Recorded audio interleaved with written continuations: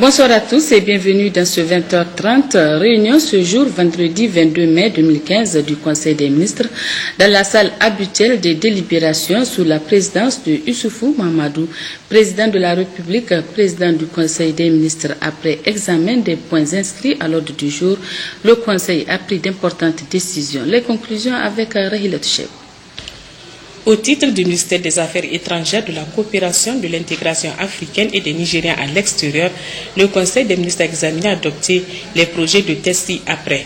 Projet de loi autorisant la ratification du traité sur la zone exempte d'armes nucléaires en Afrique ou traité de Pelindaba, adopté le 11 avril 1996 au Caire en Égypte et entré en vigueur le 15 juillet 2009. L'adhésion du Niger à ces traités fait suite à la déclaration sur la dénucléarisation de l'Afrique adoptée par la conférence des chefs d'État et de gouvernement de l'Organisation de l'Unité africaine à sa première session ordinaire tenue au Caire du 17 au 21 juillet 1964.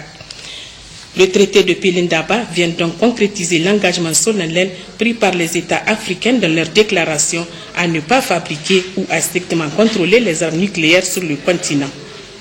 Projet de loi autorisant l'adhésion du Niger à la Convention sur la sûreté nucléaire adoptée le 17 juin 1994 à Vienne et entrée en vigueur le 24 octobre 1996. Cette convention vise à améliorer la sûreté nucléaire au niveau mondial à travers trois objectifs principaux. Atteindre et maintenir un haut niveau de sûreté nucléaire dans le monde entier. Établir et maintenir dans les installations nucléaires les défenses efficaces contre les risques radiologiques. Prévenir les accidents ayant des conséquences radiologiques et atténuer ces conséquences. Projet de loi autorisant l'adhésion à la Convention commune sur la sûreté de la gestion du combustible usé et sur la sûreté de la gestion des déchets radioactifs entrée en vigueur le 18 juin 2001. La présente convention s'applique à la sûreté de la gestion du combustible usé lorsque celui-ci résulte de l'exportation de réacteurs nucléaires civils. Elle vise entre autres objectifs à atteindre et maintenir un haut niveau de sûreté dans le monde entier en matière de gestion du combustible usé et des déchets radioactifs. Faire en sorte qu'à tous les stades de la gestion des combustibles usés et des déchets radioactifs, qu'il existe des défenses efficaces contre les risques potentiels. Prévenir les accidents ayant des conséquences radiologiques et atténuer ces conséquences.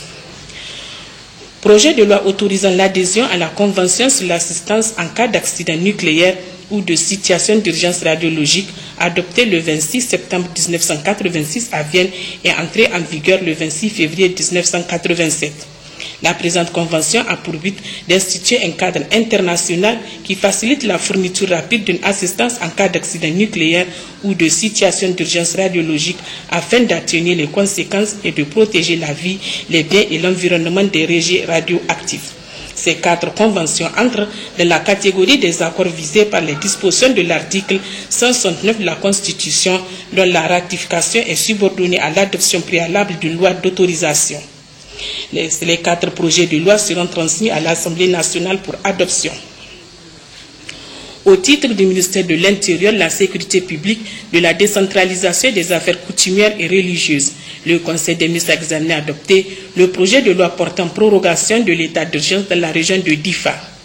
L'état d'urgence proclamé dans la région du Difa par décret numéro 2015-013 PRN-PM MDN-MISPD ACR-MJ du 10 février 2015, prorogé par la loi numéro 2015-05 du 26 février 2015, viendra à aspiration le 27 mai 2015.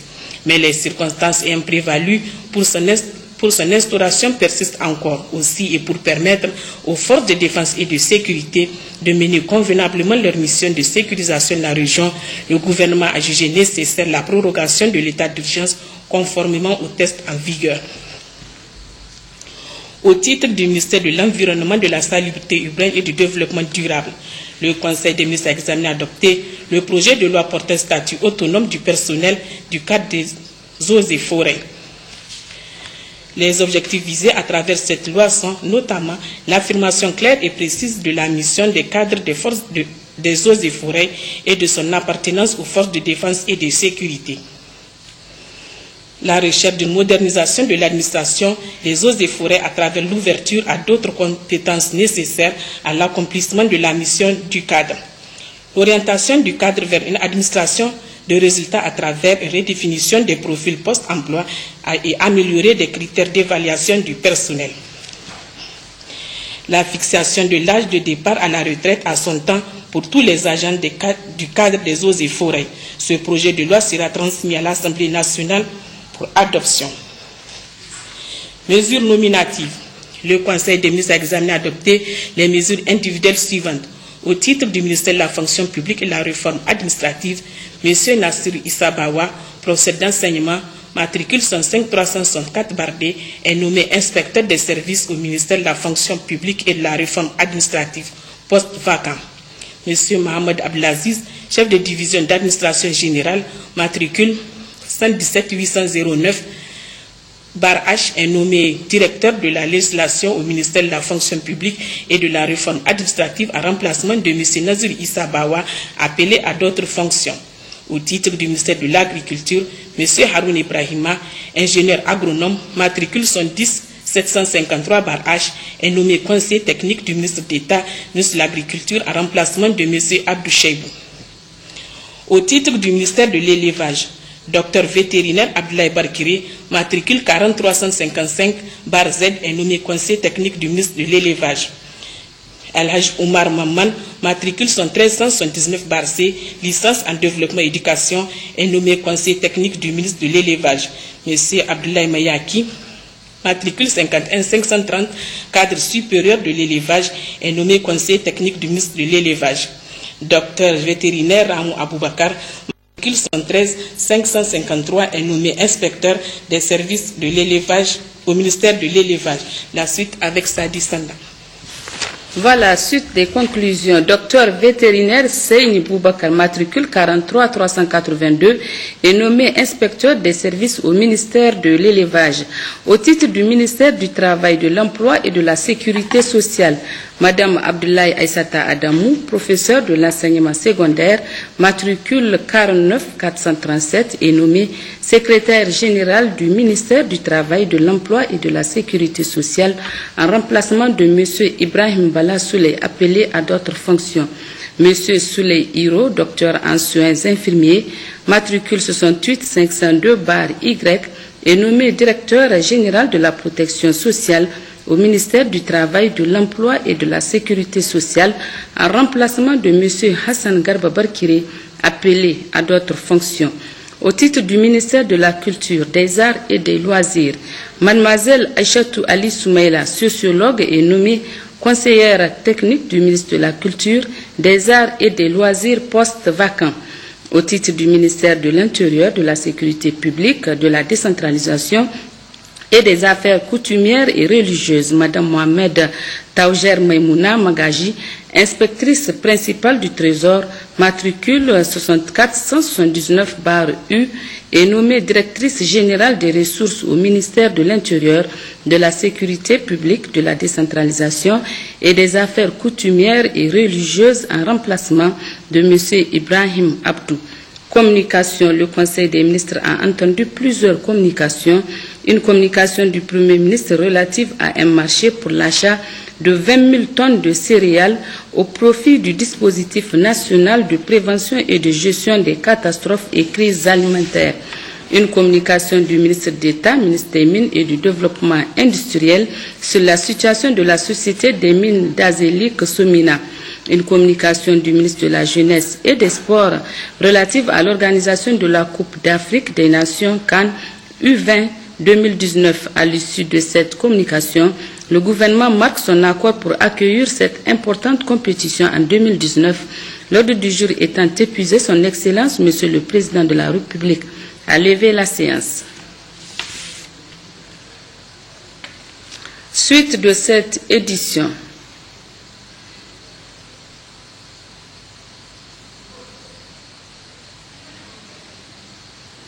Suite de cette édition, cérémonie de présentation de 3 lettres de créance ce matin au Palais de la Présidence, 3 nouveaux ambassadeurs accrédités auprès de la République du Niger. La première concernait Maimouna Kourazaki, ambassadeur extraordinaire et plénipotentiaire de la République du Bénin auprès de la République du Niger. Les images de la cérémonie.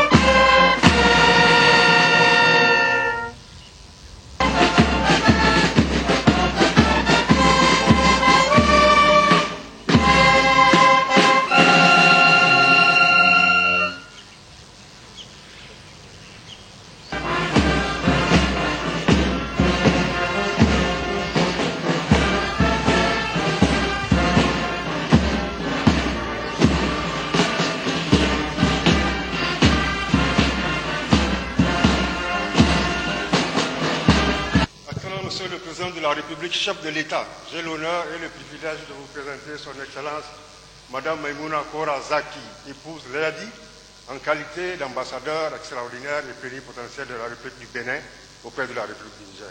Excellence.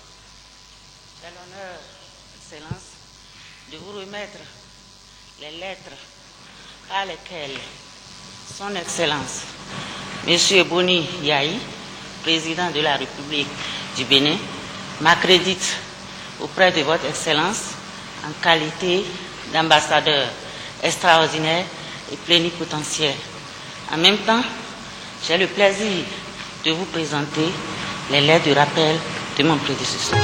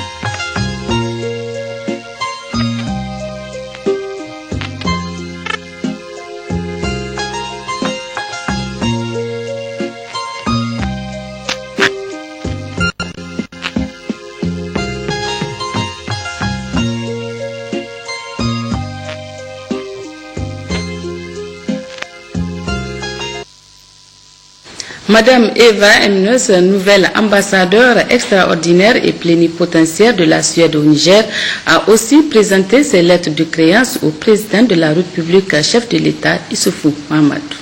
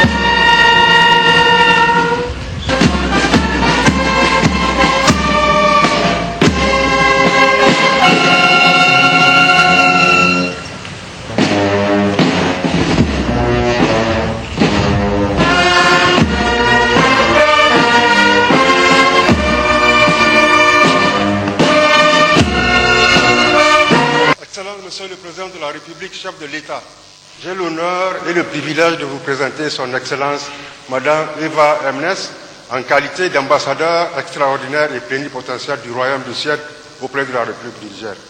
Excellence. J'ai l'honneur de vous remettre, Votre Excellence, les lettres par lesquelles Sa Majesté le Roi de Suède, Charles Gustave XVI, m'accrédite en tant qu'ambassadeur extraordinaire et plénipotentiel dans votre pays. Et j'ai aussi l'honneur de vous remettre les lettres de rappel de mon prédécesseur.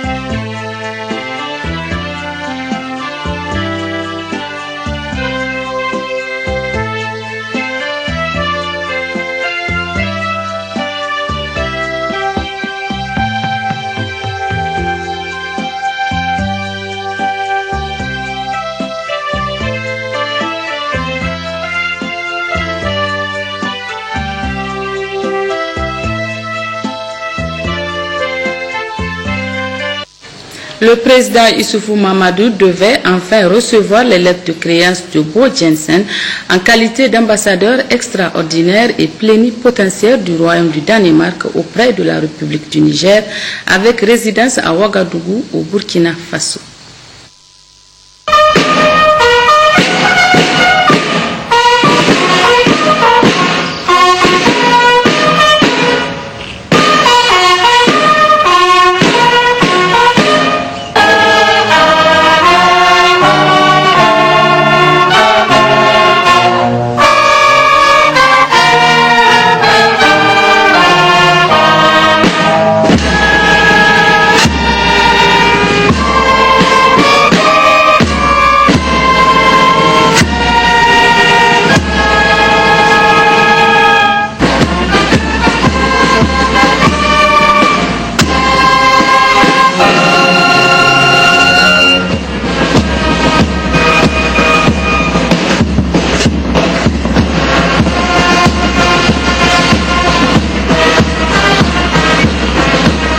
Monsieur le Président de la République, chef de l'État, j'ai l'honneur et le privilège de vous présenter son Excellence M. Bo Jensen en qualité d'ambassadeur extraordinaire et plénipotentiaire du Royaume du Danemark auprès de la République du Niger.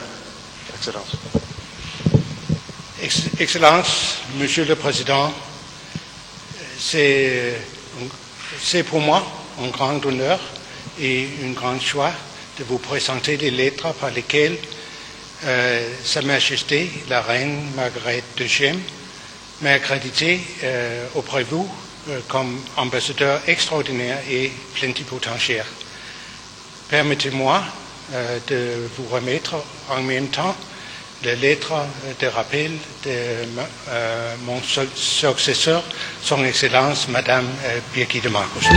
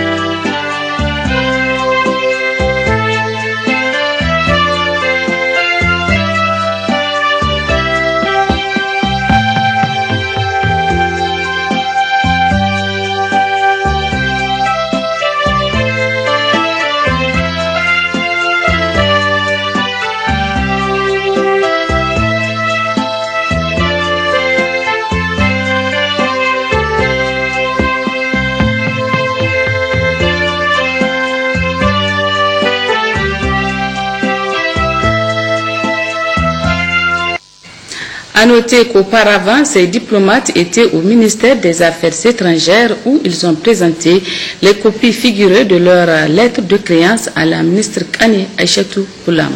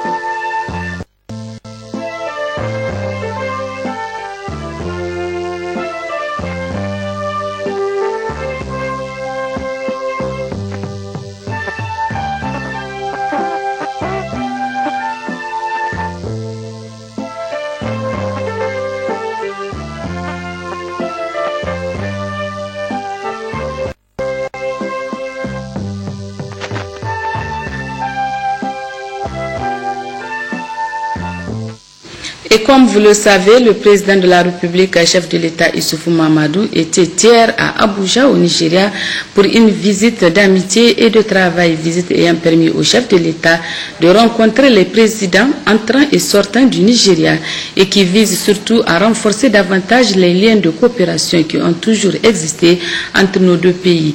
Le compte rendu de nos envoyés spéciaux, Rabi Bako et Moumouni Gado. Ce déplacement du président de la République hier jeudi 21 mai 2015 à Abuja entre dans le cadre du raffermissement du lien de coopération entre le Niger et le Nigeria. Cette visite de travail et d'amitié, faut-il le noter, intervient à quelques jours de l'investiture du nouveau président élu du Nigeria, Muhammadu Buhari. Ainsi, dans la capitale nigériane, le président de la République Issoufou Mahamadou a rencontré les deux présidents, sortants et entrants. Tout d'abord au palais de la présidence nigériane avec le président Goodluck Ebele Jonathan, que le président Issoufou a tenu à féliciter pour avoir fait preuve de grandeur en acceptant les résultats des urnes au lendemain des élections présidentielles. Une leçon de démocratie que les dirigeants africains se doivent d'assimiler pour la prospérité du continent, a dit le chef de l'État. Le président Jonathan a apporté une grande contribution au renforcement de l'intégration au sein de la CEDEAO, intégration politique, intégration économique, au plan des infrastructures, etc. Mais le plus important aussi, que je voudrais souligner, c'est le comportement du président Jonathan à l'occasion des dernières élections présidentielles organisées ici au Nigeria. Avant ces élections, tout le monde avait peur de ce qui serait l'issue de ces élections. Parce qu'on sait que généralement en Afrique, les élections se terminent toujours par des affrontements, par des morts d'hommes.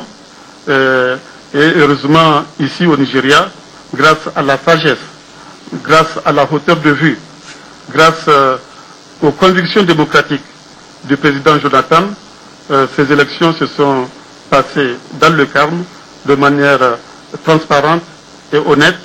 Et le fait que le président Jonathan ait approuvé les résultats des élections est une grande leçon pour l'Afrique. C'est une grande leçon de démocratie pour l'ensemble des dirigeants africains, et je suis venu aujourd'hui pour le féliciter pour cette hauteur de vue, pour ses convictions démocratiques. C'est une leçon qu'il donne à nous tous, et l'exemple qu'il vient de donner doit nous inspirer tous pour l'avenir. Et l'exemple qu'il vient de donner va avoir une répercussion extrêmement importante dans le cadre de l'approfondissement de la démocratie dans l'espace de la CEDEAO. Et je crois que même avant-hier, quand on était à Accra, tous les chefs d'État ont eu à souligner cette grande leçon de démocratie que le président Jonathan nous a tous donnée. Et tous les chefs d'État qui étaient à ce dernier sommet auquel participe le président Jonathan ont mis l'accent sur sa contribution dans le cadre de l'intégration donc de nos pays, mais surtout beaucoup de chefs d'État, dont j'en fais partie, ont mis l'accent